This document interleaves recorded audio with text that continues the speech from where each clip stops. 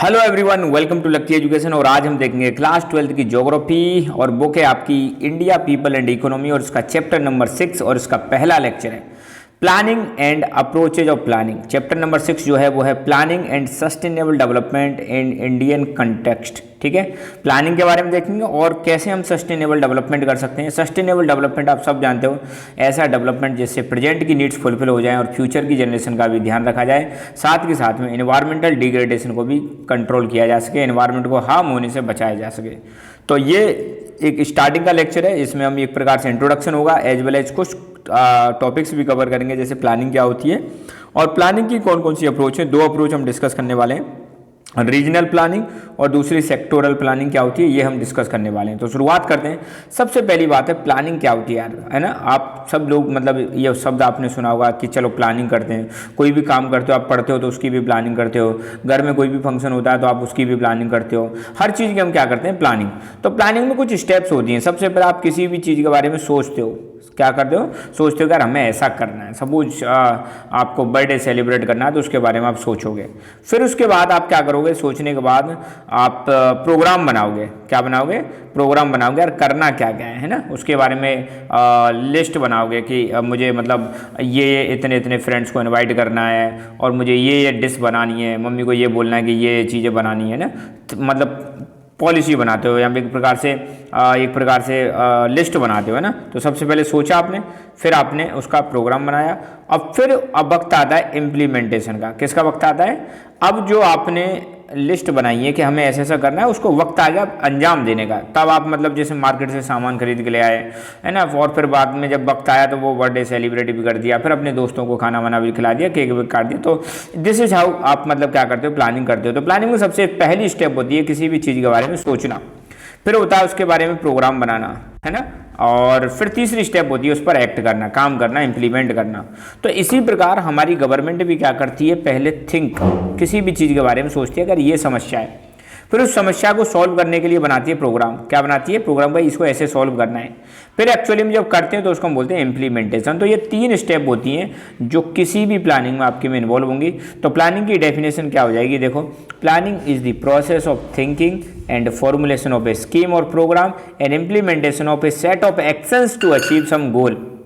तो प्लानिंग में कितनी स्टेप आ गई यहाँ पे, सबसे पहले सोचना कि भाई हमें ये करना है। स्टेप नंबर 2, फिर आपको स्कीम तैयार करना है, प्रोग्राम बनाना है कि ऐसे ऐसे करना है, और फिर वक्त आता है इम्प्लीमेंटेशन करने का। अब इनको लागू करो, जो आपने सोचा है कि मुझे ये चीज़ें करनी है, तो जब लागू करने का वक्त आता है, जब एक्शन आप लेते हो, एक्शन मोड में जब आ जाते हो, तो उसको हम बोलते हैं इम्प्लीमेंटेशन ऑफ द एक्शन। तो TPI 3 वर्डों में आ जाएगी आपकी प्लानिंग। तो अपना प्लानिंग का यार पर्पज होता है कि जो भी हमारे पास अवेलेबल रिसोर्सेस हैं उनको सस्टेनेबल मैनर में यूज करना है। जो भी सरकार के पास, जो भी किसी भी कंट्री के पास रिसोर्सेस हैं, सस्टेनेबल मैनर का मतलब होता है कि भैया अपना प्रेजेंट का काम चल जाए, फ्यूचर जनरेशन को भी बचा के रखें और एनवायरमेंट को भी कम से कम हार्म पहुँचाएं, उसको हम बोलते हैं प्लानिंग। तो आई एम श्योर आप समझ होंगे। यहाँ पर पहला क्वेश्चन बन जाएगा, what do you mean by planning. Planning से आप क्या समझते हो, तो आप बता देना। Planning is the process of thinking, formulation of a scheme और programme and implementation of set of actions to achieve a goal. ठीक है, अब हम देखेंगे अप्रोचेज ऑफ प्लानिंग। प्लानिंग के कितनी अप्रोचेज हैं, कितने तरीके हैं प्लानिंग के। तो यहाँ पे 2 अप्रोच हम डिस्कस करने वाले हैं। There are 2 approaches of planning. पहली है सेक्टोरल प्लानिंग और दूसरी है रीजनल प्लानिंग। क्या मतलब है यार सेक्टोरल प्लानिंग का, थोड़ा ओवरव्यू अगर हम देखें। देखो, आप सबको पता है हर देश में, किसी भी देश की इकोनॉमी में 3 सेक्टर मेन होते हैं, प्राइमरी सेक्टर, सेकेंडरी सेक्टर और टर्सरी सेक्टर। प्राइमरी सेक्टर होता है जो आपका एग्रीकल्चर से संबंधित होता है, सेकेंडरी सेक्टर होता है जो आपका इंडस्ट्री से संबंधित होता है, और टर्सरी सेक्टर होता है जो सर्विसेज से संबंधित होता है। तो मतलब आपके 3 सेक्टर होते हैं। एक तो ये हो गया। ऐसे ही मतलब आप यूँ समझ लो, कोई भी देश की इकोनॉमी में अलग अलग सेक्टर होते हैं। आप ट्रांसपोर्ट सेक्टर ले लो, कम्युनिकेशन सेक्टर ले लो, बैंकिंग सेक्टर ले लो, वाटर डिपार्टमेंट ले लो, आप इलेक्ट्रिसिटी वाला सेक्टर ले लो, है ना। इस प्रकार से आप कोई भी अलग अलग ऐसे सेक्टर आपने डिवाइड कर दिए। तो जब हम सेक्टर वाइज प्लानिंग करते हैं तो उसको हम बोलते हैं सेक्टोरल प्लानिंग। तो यहाँ पे किसी पर्टिकुलर सेक्टर पर फोकस ज़्यादा किया जाता है ना। जैसे एग्रीकल्चर पर फोकस करना है तो एग्रीकल्चर पर ही फोकस करना है, इंडस्ट्री पर फोकस करना है तो इंडस्ट्री पर ही फोकस करना है, एजुकेशन पर फोकस करना है तो एजुकेशन पर ही फोकस करना है। एक होती है रीजनल प्लानिंग। अब रीजनल प्लानिंग क्या है यार, ये अपना जैसे मान लो अपना प्यारा भारत है, ठीक है, ये बन गया। तो आपने देखा होगा भारत में कुछ जगह तो ऐसी हैं जो बहुत ज़्यादा डेवलप हो चुकी हैं। डेवलप्ड हैं एकदम, और कुछ जगह ऐसी हैं जो अंडर डेवलप्ड हैं या डेवलपिंग स्टेज में। मतलब भारत में आप देखो, इंडिया में आप देखो, कुछ जैसे नॉर्थ वाले स्टेट्स की हम बात करें तो नॉर्थ वाले कम डेवलप हैं और साउथ वाले जो स्टेट हैं वो ज़्यादा डेवलप हैं, तो हो गया इम्बैलेंस। ठीक है, तो भारत में भी ऐसे मैंने बताया ना, कुछ एक तो ऐसे करके मतलब एक इम्बैलेंस आपको देखने को मिल रहा है, कुछ एरिया ज़्यादा डेवलप है, कुछ एरिया कम डेवलप है। फिर कुछ एरिया ऐसे होते हैं जैसे हिली एरिया हो गया, ये बहुत कम डेवलप है। थार डेजर्ट वाला एरिया हो गया, ये बहुत कम डेवलप है क्योंकि यहाँ पे रेनफॉल भी कम होती है, ड्रॉट लाइक सिचुएशन बनी रहती है। तो ऐसे एरिया जो बहुत ज़्यादा पिछड़े हुए हैं उनके डेवलपमेंट के लिए जो प्लानिंग की जाती है that is called regional planning. तो आई एम श्योर इन दोनों के बारे में समझ में आ गया होगा। तो सेक्टोरल प्लानिंग मतलब सेक्टर वाइज जो प्लानिंग करते हैं ना, जैसे agriculture, irrigation, manufacturing, power, construction, transport, communication, social infrastructure, services. तो किसी जैसे अगर मान लो हम एग्रीकल्चर पे फोकस करेंगे तो एग्रीकल्चर पर ही फोकस करेंगे, ऐसे होती है सेक्टोरल प्लानिंग। ठीक है, तो it involves formulation and implementation of a scheme और programme that aim to develop. यहाँ पे पर्पज, जो भी स्कीम बनाई जा रही है, जो भी प्रोग्राम बनाया जा रहा है जिसको इम्प्लीमेंट किया जाएगा, उसमें पर्पज ये होता है कि पर्टिकुलर सेक्टर को डेवलप करना है। एग्रीकल्चर मतलब एग्रीकल्चर, इरीगेशन मतलब इरीगेशन, मैन्युफैक्चरिंग मतलब इंडस्ट्रीज को ही डेवलप करना है, पावर मतलब बिजली को डेवलप करना है, कंस्ट्रक्शन मतलब बिल्डिंग्स बनानी है, रोड बनाने, ब्रिज बनाने, ट्रांसपोर्ट ये इसमें आ जाएगा, कम्युनिकेशन आ जाएगा। तो सेक्टर वाइज जो प्लानिंग होती है that is called sectoral planning. फायदा क्या होता है, जो सेक्टर बहुत ज़्यादा पिछड़ रहा होता है हम उस पर फोकस कर सकते हैं, राइट। दूसरी प्लानिंग होती है रीजनल प्लानिंग। रीजनल मैंने बताया था जैसे हमारा प्यारा भारत है इंडिया, इसमें बहुत सारे रीजन ऐसे हैं जैसे हिली एरिया जो हो गया, थार डेजर्ट वाला रीजन हो गया है ना, और कुछ ट्राइबल एरिया हो गए। तो उन एरियाज़ को डेवलप करने के लिए जब हम रीजन स्पेसिफिक प्लानिंग करते हैं तो उसको हम बोलते हैं रीजनल प्लानिंग। अगर सपोज मुझे हमको थार डेजर्ट को डेवलप करना है तो यहाँ पे ध्यान देना, यहाँ पे हम हर चीज़ पे फोकस करेंगे, हम ट्रांसपोर्ट पे फोकस करेंगे, हम कम्युनिकेशन पे फोकस करेंगे, हम बैंकिंग पे फोकस करेंगे, हम एजुकेशन पे फोकस करेंगे, हम एग्रीकल्चर पे फोकस करेंगे, हम इंडस्ट्रीज पे फोकस करेंगे, हम सोशल सेक्टर पे फोकस, हर चीज़ पर फोकस करेंगे। तो रीजनल प्लानिंग में क्या होता है, ध्यान रखना, सभी सेक्टर्स पर फोकस किया जाता है। तो there is no uniform economic development over the space in the country.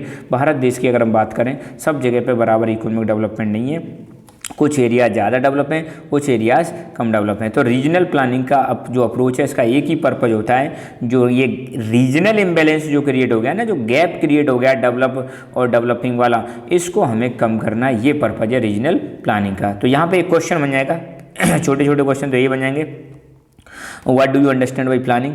Number 1, what are the approaches of planning, एक बड़ा क्वेश्चन बन जाएगा। सेक्टोरल प्लानिंग क्या होती है, यहाँ पे क्वेश्चन बन जाएगा। रीजनल प्लानिंग क्या होती है, यहाँ पर भी क्वेश्चन बन जाएगा, है ना।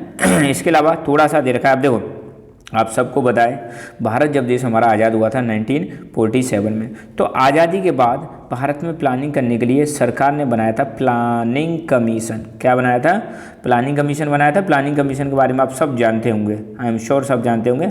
और ये प्लानिंग कमीशन कब बनाया था, 1950 में बनाया था। कब बनाया था, एग्जैक्ट 1950 में बनाया था, 15 मार्च 1915। Planning commission was made on 15 मार्च 1950 में ये बनाया गया था, जिसका हेड कौन होता था, जिसका हेड पीएम होता था। ठीक है, और यही प्लानिंग कमीशन क्या करता था, ध्यान देना, यही जो प्लानिंग कमीशन बनाया जो 1950 में बना था, यही भारत के लिए बनाता था 5 ईयर प्लान्स बनाता था।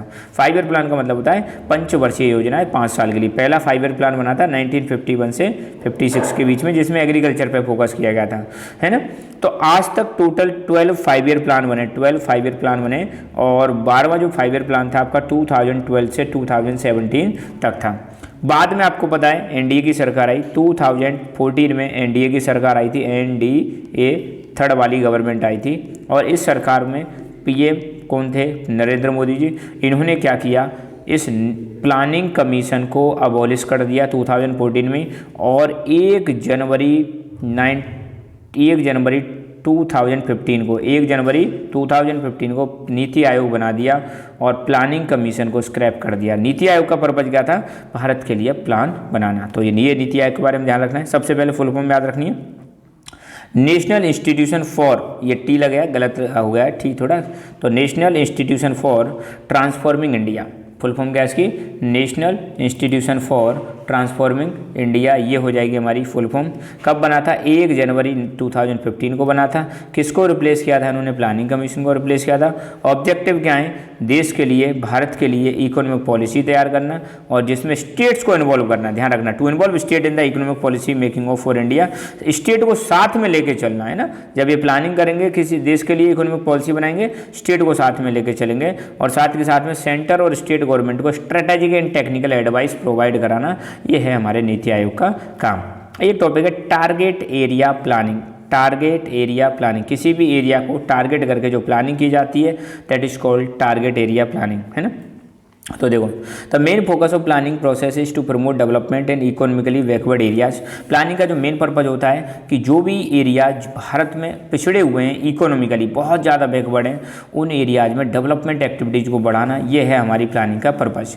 जब देश हमारा आज़ाद हो गया था तो उसके 1 या 1.5 डिकेड के बाद, 1 या 1.5 डिकेड के बाद, 1.5 डिकेड का मतलब है लगभग 15 ईयर्स लेटर, देश आज़ाद होने के बाद लगभग 15 साल बाद प्लानिंग कमीशन को ये समझ में आया कि भाई साहब रीजनल इम्बैलेंस जो है ना ये बढ़ता जा रहा है, लगातार बढ़ता जा रहा है, तो रीजनल इम्बैलेंस को कम करने की ज़रूरत है। तो इसीलिए सरकार ने क्या किया, to limit and stop regional imbalance, planning commission लेके आता है target area and target group approach लेके आता है, target area and target group approach लेके आता है। तो टारगेट एरिया प्लानिंग के अंदर पहली चीज़ तो प्लानिंग कमीशन क्या लेके आता है? टारगेट एरिया प्रोग्राम, और दूसरी चीज़ लेके आता है टारगेट ग्रुप प्रोग्राम। एरिया में किसी एरिया पे फोकस करेंगे, ग्रुप में किसी मतलब लोगों के एक पर्टिकुलर ग्रुप पर फोकस किया जाएगा। जैसे टारगेट एरिया प्रोग्राम के तहत प्लानिंग कमीशन ने स्टार्ट क्या करवाया? Command area development programme, drought prone area development programme, desert development programme, hill area development programme. तो क्वेश्चन आ भी सकता है टारगेट एरिया प्रोग्राम के एग्जांपल दो, तो चारों के एग्जांपल बता देना। Command area development programme, drought prone area development programme, desert development programme और हिल एरिया डेवलपमेंट प्रोग्राम। इनका पर्पज क्या है? जैसे मान लो हिल एरिया है तो हिल एरिया को डेवलप करना है, डेजर्ट एरिया है डेजर्ट को डेवलप करना है, ड्रॉट प्रोन एरिया किसी जहाँ पे सूखा आने की संभावना है उसको डेवलप करना है, कमांड एरिया किसी पर्टिकुलर एरिया को कमांड एरिया मतलब डिक्लेयर कर देंगे और वहाँ पे डेवलपमेंट करके दिखाएंगे। ग्रुप में क्या है, यहाँ पे लोगों के एक मतलब पर्टिकुलर ग्रुप पर फोकस किया जाता है। जैसे यहाँ पे किसानों के लिए 2 ग्रुप बना रखे हैं, स्मॉल फार्मर डेवलपमेंट एजेंसी और दूसरे हैं मार्जिनल फार्मर डेवलपमेंट एजेंसी। तो ये दोनों के दोनों टारगेट एरिया प्रोग्राम और target group programme target area planning के अंदर स्टार्ट किए गए थे प्लानिंग कमीशन के द्वारा। एक चीज़ और आपको याद रखनी है, 8th 5 ईयर के दौरान जो 1992 से 1997 में स्टार्ट हुआ था 8th 5 ईयर प्लान, इस प्रोग्राम के अंदर स्पेशल एरिया प्रोग्राम चलाए गए थे ताकि इंफ्रास्ट्रक्चर डेवलप किया जा सके। इंफ्रास्ट्रक्चर का मतलब क्या होता है? रोड, रेल, मतलब ट्रांसपोर्ट हो गया, कम्युनिकेशन हो गया, बैंकिंग हो गई, एजुकेशन हो गया, हेल्थ सिस्टम हो गया, वाटर की अवेलेबिलिटी हो गई, इलेक्ट्रिसिटी हो गई, इन सब चीज़ों को हम बोलते हैं इंफ्रास्ट्रक्चर। तो 8th 5 ईयर प्लान के अंदर स्पेशल प्रोग्राम चलाया गया जिसका पर्पज़ था कि हिली एरिया में, नॉर्थ ईस्टर्न स्टेट में, ट्राइबल एरिया में और बैकवर्ड एरियाज में इंफ्रास्ट्रक्चर को डेवलप किया जाए ताकि इन एरियाज में डेवलपमेंट लाया जा सके। ठीक है, तो आज के लेक्चर में बस इतना ही। So thank you so much, keep learning, keep enjoying and God bless you all.